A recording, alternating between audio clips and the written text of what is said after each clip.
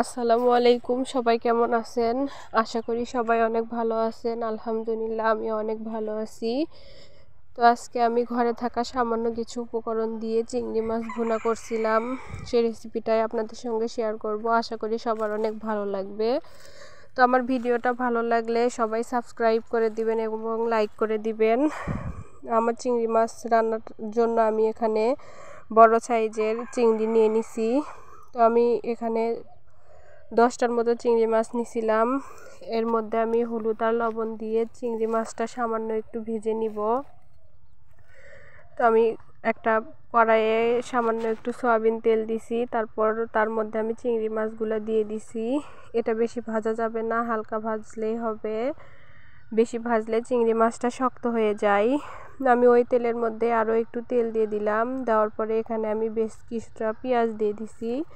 আমি এই রান্নাতে পেঁয়াজ বাটা ব্যবহার করব, এই জন্য পেঁয়াজ খুব কম দিছি। তারপর আমি পেঁয়াজের সাথে কাঁচামরিচ দিয়ে দিছিলাম। এটা একটু ভালো করে ভাজা হয়ে গেলে এর মধ্যে বাটা মশলাগুলো দিয়ে দিব। এখানে আমি পেঁয়াজ বাটা, তারপর রসুন বাটা, জিরা বাটা, আদা বাটা সবগুলো বাটাই দিয়ে দিচ্ছিলাম একটু একটু করে।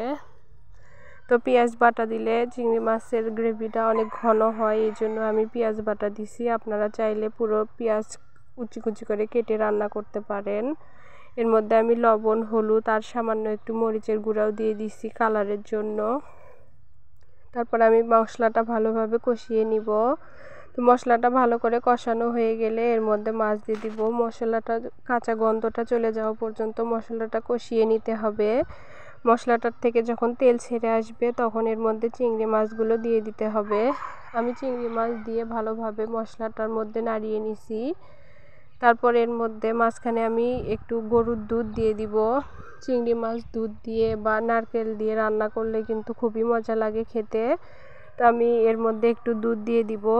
দুধটা না দিলেও হবে, আমার ছিল এই জন্য আমি আর কি দুধটা দিয়ে দিছি। তো দুধটা না দিলেও খেতে অনেক ভালো লাগে এইভাবে রান্না করলে, চাইলে দুধটা নাও দেওয়া যেতে পারে। তো আমি দুধ দিছিলাম, দুধ দিয়েও অনেক মজা লাগে খেতে। আমি এর মধ্যে দুধ দিয়ে দিছি। তারপর আমি এটা ভালো করে ফুটিয়ে নিব। আমি এর মধ্যে দুধও দিছিলাম আর একটু পানিও দিছিলাম। দুটো একসাথে দিয়ে আমি যেটুকু ঝোল রাখবো সেই পরিমাণই পানি দিয়ে দিছি, যাতে ঝোলটা বেশি না হয় আবার শুকিয়েও না যায়, একটু থকথকার মতো হয়। তো আমি এখানে ঝোলটা ভালো করে ফুটিয়ে নিচ্ছিলাম। মাছগুলো সেদ্ধ হওয়া পর্যন্ত আমি ঝোলটা ফুটিয়ে নিব, যেহেতু মাছটা হালকা ভেজেছিলাম।